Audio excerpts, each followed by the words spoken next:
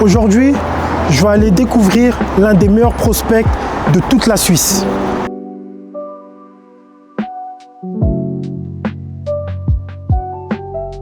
Bon, je viens d'arriver. Clark n'a pas encore fini ses cours, mais il y a 2-3 jeunes qui sont là. On va leur poser quelques questions. Moi, c'est Tom Schwab, ici au lycée Milan Gauthier, au premier STMG. Donc voilà, on m'a appris qu'il y avait Clark, qui était du coup basketteur. C'est ça, basketteur suisse.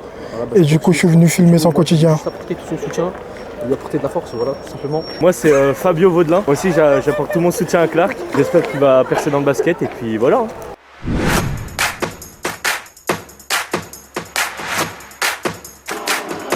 Et voici Clark Retosser, futur pépite tout droit sorti de la Suisse.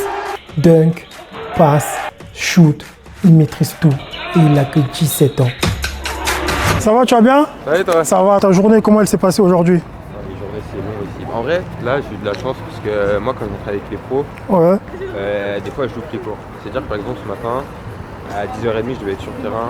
On a technique individuelle avec l'assistant coach. Tu me disais, tu as hésité entre Antibes et Élan Chalon et aller à l'étranger, tu as préféré l'Élan Chalon car il donne plus d'opportunités aux jeunes. Ouais aussi, et je voulais pas apprendre une nouvelle langue. Par exemple, j'ai des opportunités en Espagne, mais être loin de ma famille, apprendre une nouvelle langue, un nouveau basket, j'étais pas vraiment chaud.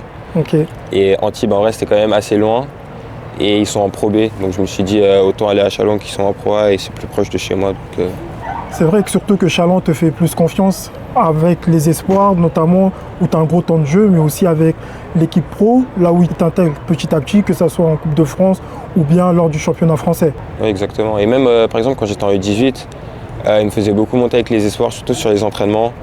Et ça permet de progresser plus vite, parce qu'on joue avec des gens vraiment, ils sont plus physiques, plus âgés.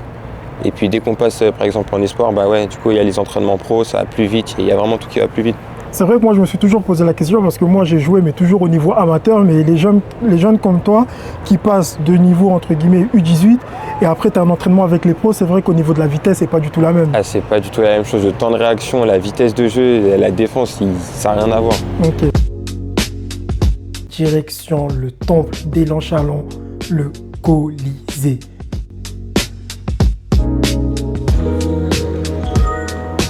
Juste avant l'entraînement, on m'informe que Clark a une séance vidéo. Je vous laisse découvrir ça et découvrir les installations professionnelles de ce club mythique en France. Après, du coup, vous avez fait blanc. High tag ici, plutôt bien. Voilà, on vient montrer de la dissuasion. Et après, tu repars. Tu repars. Bien, le stunt également ici de Matteo. Voilà, on collabore tous et on est dans les clous.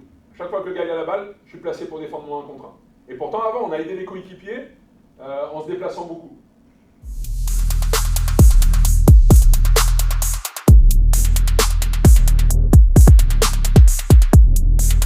Après la séance vidéo, le coach leur donne 5 minutes de temps libre où ils peuvent shooter, se mettre en jambes tranquillement, sans directive.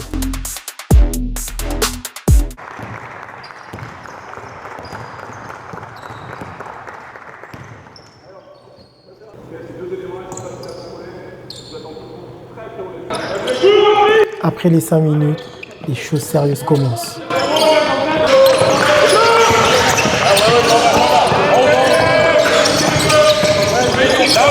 Donc, comme vous le voyez, c'est le jeu tiroir, comme on appelle ça en Suisse. 3 équipes sur le terrain et ça attaque en continu.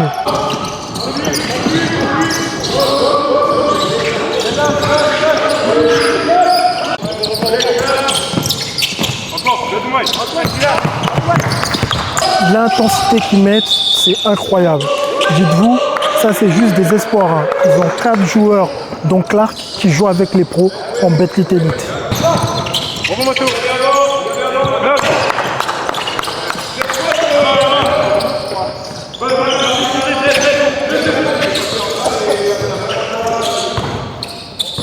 Il reste 20 minutes à l'entraînement, mais l'intensité ne baisse pas d'un poil. Et là, ils vont encore jouer un match.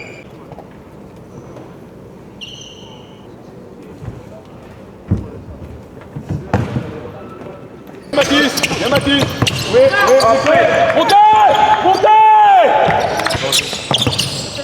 Grand bleu, vitesse.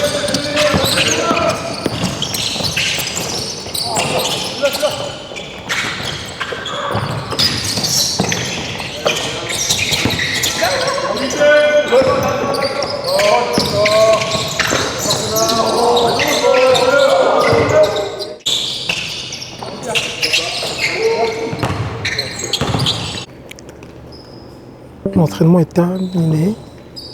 Le coach réunit ses joueurs tranquillement. Pause. Vous voyez le joueur là, c'est Kayode, joueur en U18 élite. Tout le monde m'a dit que du bien de lui et il risque de faire parler de lui dans les années futures. Il va peut-être jouer pour la Suisse dès l'année prochaine. On l'écoutera à la fin de cette vidéo. Donc on est avec monsieur Romain Chenot, responsable du centre de formation d'Élan Chalon. Bonsoir coach. Bonsoir.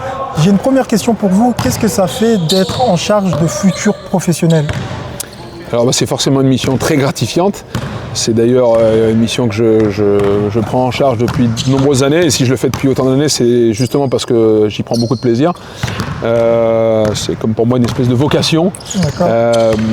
J'ai eu la chance d'occuper d'autres postes dans le basket professionnel. Et celui qui me donne au quotidien le plus d'énergie, c'est celui d'accompagner des jeunes joueurs dans un centre de formation comme celui d'Élan Chalon. Très bien. Et donc je suis là pour un certain joueur, Clark. Qu'est-ce que vous pouvez me dire sur lui? Eh bien, Clark est évidemment un garçon avec beaucoup de potentiel. Ça, c'est une banalité de dire ça. Je pense que tout le monde maintenant s'en rend compte. Il est arrivé ici très jeune et avec beaucoup de chemin à accomplir. Et il est en train, à travers cette 3e saison ici avec nous, de gravir plusieurs marches. Il a déjà entrepris, je dirais, cette avancée en milieu de saison dernière, où là, il a commencé à mettre en place des choses de son côté. C'était plutôt ça, il y avait un besoin de se responsabiliser, de comprendre que le parcours qu'il allait avoir, il dépendait quand même beaucoup de lui. Bien sûr, autour de lui, on a un accompagnement important à mettre en œuvre. Mais l'impulsion, le moteur, c'est évidemment à lui de l'allumer. Et il a entrepris ça en milieu de saison dernière. Et depuis, il est en train de franchir des grands pas qui l'emmènent pour l'instant jusqu'à l'entraînement avec l'équipe pro. Il a même joué quelques matchs avec notre équipe professionnelle. Exactement. Il nous a entre guillemets obligés à ne plus le faire jouer en U18, mais alors qu'il en a encore l'âge, mais à ne jouer qu'en U21 et à avoir un rôle important avec notre équipe U21. Donc voilà, cet été il a fait des superbes campagnes avec les équipes nationales suisses, que ce soit U18 ou la FIBA. Ouais, exactement. Donc voilà, pour l'instant c'est une vraie satisfaction. Il a son bac en fin de saison ici, donc il a aussi un enjeu scolaire et nous on tient absolument à ce que tous les garçons, et c'est le cas pour tous ceux qui ont été draftés, on a eu la chance d'en avoir 7 qui ont été draftés par la NBA. Et les 7 ont eu leur bac au sein de notre structure, donc on sera évidemment aussi attentif à son développement sportif que scolaire. Surtout, il est en de très bonnes mains. Parmi les 7 joueurs, il y a quand même 3 Suisses, donc avec Stéphane Cefaloupa, Clint Capella et dernièrement Keishon George. Donc franchement, la relation entre l'Élan Chalon et la Suisse ne date pas d'hier. On espère vraiment qu'avec Clark, ça va perdurer et qu'il y en aura d'autres qui vont suivre. On espère la même chose parce que cette relation de confiance s'est construite dans le temps. Et évidemment, nous, on est évidemment très attentifs au développement des jeunes joueurs suisses. Et on espère qu'avec l'histoire, avec tous les joueurs que vous venez de citer, et d'autres d'ailleurs qui ont réussi à des niveaux professionnels sans passer par la NBA, mais on espère que justement les jeunes Suisses se disent « Ok, voilà un endroit où c'est favorable pour se développer et où il y a un chemin dirigé vers le haut niveau qui est plutôt clair. » Ok, très bien. Merci pour votre accueil. En tout cas, moi j'ai pris vraiment de plaisir à avoir une équipe jeunesse semi-pro à s'entraîner. C'est pas tous les jours qu'on voit ça. Et j'espère à très bientôt. Merci, à bientôt. Merci. Alors Clark, c'est quoi tes retours de cet entraînement? Ouais, au début c'était compliqué, parce qu'on a fait un nouveau truc qu'on n'avait jamais fait. Au début on ne comprenait pas trop le but de l'exercice. C'était un peu brouillon on va dire. Et je pense que c'était fait exprès, c'était pour nous aider à transiter et tout ça. Mais on a eu de la peine. Mais après on a fait du 5-5, c'était bien. Ok. Et on a réussi à augmenter l'intensité. Pas forcément des deux côtés, du coup il y avait souvent un désavantage sur une équipe, mais la fin de l'entraînement était bien je trouve. Ok. Moi ce que j'aime bien chez toi pour les matchs que j'ai commentés et même là que j'ai vu aujourd'hui, tu as une espèce de nonchalance mais tu as un très beau jeu de passes. Ouais. Tu aimes bien faire des passes, etc. Ouais, on me le dit souvent et je le vois à la vidéo en fait, c'est que quand je joue à les autres j'ai l'impression qu'ils jouent à fond. Et moi j'ai l'impression que je joue à fond mais quand je me regarde on dirait que je joue à 2 à l'heure en fait. Non mais c'est exactement ça, tu as une nonchalance, tu verras de toute façon dans les vidéos, des fois tu es là, tu as un faux rythme et après boum, tu balances une passe, tout de suite le joueur ouvert, tu arrives à prendre le visuel directement sur tes coéquipiers et ça ouvre opportunément des passes. Ouais. D'ailleurs, concernant ton année 2025, donc il y a eu la Coupe du Monde FIBA qui a été une réussite pour toi. Ensuite, il y a eu l'Euro U18 où tu as fait des très grandes performances. Tu as même été invité par la NBA. Quel est ton bilan de cette année 2025 ? Année 2025, je pense que c'est ma meilleure année en termes de basket. Ok. J'ai eu un pic d'amélioration en février 2024, je me souviens. Au début, j'étais blessé. Je me souviens, l'été dernier, j'étais blessé. Et en revenant de blessure, c'était compliqué. Les 5 premiers matchs, je pense, je jouais pas bien, j'avais pas un bon rythme. J'avais mal repris. Et d'un coup, j'ai eu un déclic, on va dire. Et le match d'après, j'avais mis 30 points, je crois. Et depuis ce match, en fait, ma progression, elle... Ça risque d'évoluer. Ouais. Ouais, bah, c'est exactement ce que ton coach nous a dit. Après lui, il a cité par rapport au milieu de l'année dernière que là, vraiment, tu es dans une progression fulgurante. Tu enchaînes avec les espoirs et les seniors. Et il a même dit que maintenant, tu ne joues plus avec les U18 alors que tu peux encore jouer avec les U18. Ouais, donc pour toi, c'est vraiment un start-up. Où tu te vois dans plusieurs années? Tu comptes t'inscrire à la draft ou pas? Oui, moi, c'est mon objectif, la NBA en tout cas. Ok. Et tu te donnes combien d'années pour être à la draft? Alors, je connais pas trop, il faut que j'en parle avec mon agent et tout ça. Donc je pourrais pas dire, mais... D'accord. En tout cas, tout ce qui est pour draft, c'est vraiment un objectif pour toi, la NBA. Ouais. Il y a des compétitions encore européennes, des échéances qui vont arriver pour la Suisse. Je sais que toi, tu es toujours motivé pour jouer avec l'équipe suisse, donc c'est toujours aussi dans ton optique pour continuer avec l'équipe nationale. Oui, pourquoi pas, ce serait une possibilité. Ok. Dernière question, c'est qui ton joueur préféré en NBA? Actuellement? Ouais. Actuellement, celui que j'aime le mieux regarder, c'est Anthony Edwards. Ok. Mais je pense que celui qui joue le mieux, c'est Shai quand même. C'est Shai. Le plus beau à regarder. Bon, après, avec ses fautes et tout, des fois, c'est un peu chiant. C'est ça que j'allais dire, En soi, sur tout le reste, je pense que c'est un des plus beaux joueurs à regarder. Ok, donc toi, tu es plus Shai que Jokic? Ouais. En fait, Jokic, j'ai l'impression, il y a des gens, ils l'aiment pas parce qu'il est trop fort. Ok. Il est grand, il voit tout, il peut shooter, il peut tout faire. Alors que les gens, souvent, ils aiment bien des extérieurs qui peuvent shooter, qui peuvent driver, qui ont de l'agilité et tout ça. Ouais, je comprends. Moi, après, c'est vrai que c'est pas le joueur le plus clivant quand tu vois, il dunk pas, il fait pas des trucs. Exactement. Mais comme tu as dit qu'il est plore. Ouais, c'est ça, exactement. C'est pour ça qu'il y a un petit parallèle, surtout avec son jeu de passe, il y a un petit parallèle entre lui et toi. Du coup, là, c'est quoi le programme? Tu as commencé ta journée à 8 h à l'école. Là, il est exactement presque 20 h passées. Là, c'est quoi le programme après? Là, il faut aller manger au self. En vrai, c'est 7-10 minutes de marche à peu près. Ok. Ensuite, on rentre à l'internat. S'il y a des devoirs à faire, il faut faire. Et puis sinon, c'est douche et on se pose dans nos lits. Des fois, on va dans les chambres des autres, on parle et tout. C'est chill. Attends, pour les blancs, dès qu'il y a une équipe à 4, elle a gagné. Attention pour les ballons, on est prêts? Du coup, la petite surprise du chef, donc on m'a parlé d'un certain Keyede. Donc Clark m'a dit plein de bonnes choses de toi. J'ai parlé aussi avec son coach et il m'a dit qu'apparemment, tu es très impressionnant avec les U18. C'est ma première année ici à Châlons, à Élan Châlons, un centre de formation.